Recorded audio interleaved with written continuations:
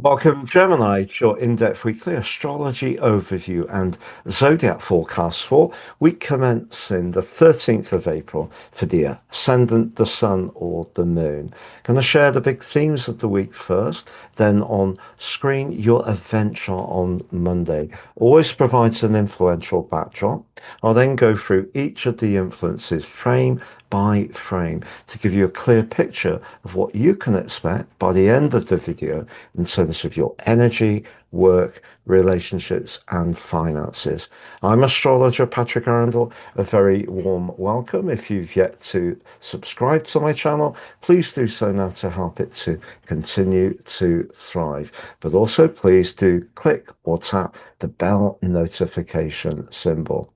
Over the last 10 weeks, your ruler Mercury has been making its way through a very soggy part of its journey, the water sign of Pisces, where it's detrimented. And that may have shown up for you, not just because of the retrograde, but also because of the pre and post retrograde shadows, as confusion or uncertainty around your interaction with the world at large. I'm going to share with you why this week can be an ignition point for a new and more optimistic time for you. We've also got a new moon on Friday in the fire sign of Aries, which is very much to do with your connection to others, but also your long-term plan. But it's very close to the so-called wounded healer Chiron. What's the significance?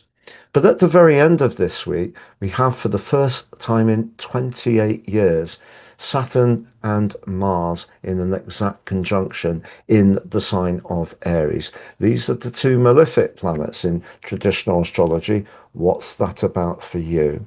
So on the screen now, Gemini, is your event chart. And there's Mercury right at the top of your chart. So it's been in that worldly sector since February the 6th, but is detrimented in Pisces. Pisces is watery. Your sign and also Virgo, which is ruled by Mercury, really appreciate precision and cool, detached communication. You do still have the North Node in that 10th house, so there may be some connections around your work, your business life, or your ambitions that do feel still rather fated. But Mercury is going to come into a gorgeous link with Uranus on Tuesday. So something that maybe has been slow to manifest could start to do so from then. But also at the very start of this week, we have Mars and Neptune coming into an exact conjunction. Now, when Mars switched back into Aries for its 6-week visit last week, it immediately was feeling the energy of Neptune.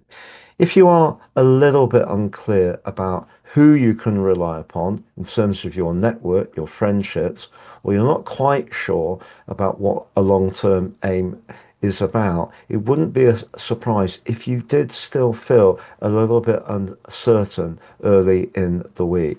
But then Mercury on Tuesday comes into that exact sextile with Uranus, very helpful, but then on Wednesday emerges from the mist and into the fire sign of Aries.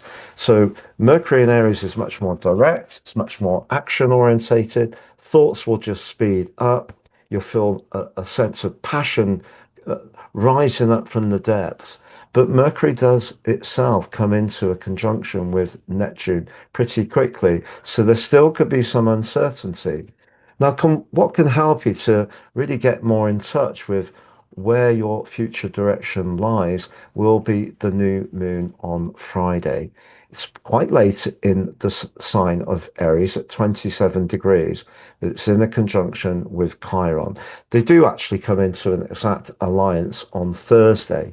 And it may be around then that you start to really figure out who you can collaborate with and who perhaps you can't.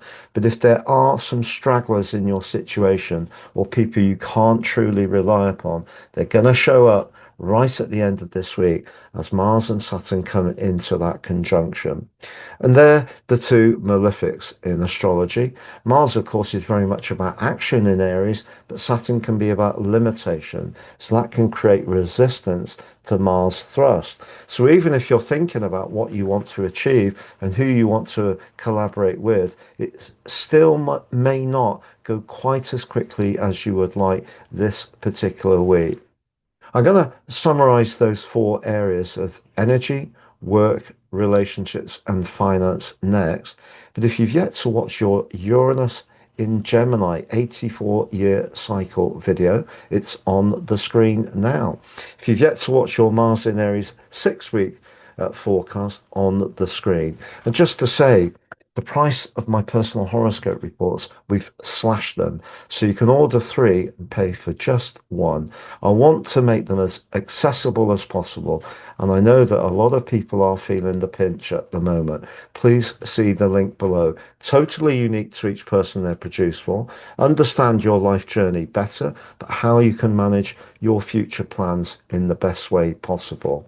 Now, if you'd like to work with me directly, please see my testimonials below. It'd be a pleasure. And if you've yet to sign up for your free daily horoscope fired to your device each morning, please see the link below. Get your early day celestial pit stop. Now, to summarize, as far as that professional situation is concerned, I do think it depends on the quality of your alliances. If your alliances are strong and robust, I think things can start to pick up well for you this week. In terms of your finances, Venus, the planet of money, is linking brilliantly to the planet of fortune at the very start of this week. And something you have been working on behind the scenes, or with Mercury's link to Uranus, could start to pay off in a handsome way. But when it comes to your relationship situation, Venus and Uranus are in your 12th house.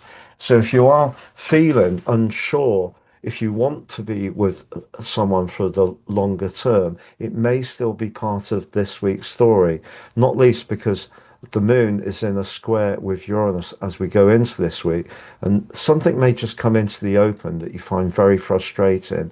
And it may be that someone isn't quite as loyal or aligned to you as you might like, sadly. But in a more positive way, if your relationship is going well and you do feel you have the same values and the same hopes for that future, you're just going through a period where you may prefer to be quietly by yourselves, getting into nature and just maybe having some very special moments of peace and relaxation. Now, when it comes to physical energy, there's no doubt about it. The Mars being in a conjunction with Neptune and Saturn in that 11th house suggests if you're someone who enjoys team sports, you may find them less fulfilling this week than usual. Also, if you're very sociable, that could be an area that ordinarily things may just flow around. They may stumble a little bit this week. It won't be terminal. You just need to get Mars beyond Saturn, as it will begin to approach as this week draws to a close. Have a great week, Gemini. Thank you so much for joining me, and goodbye.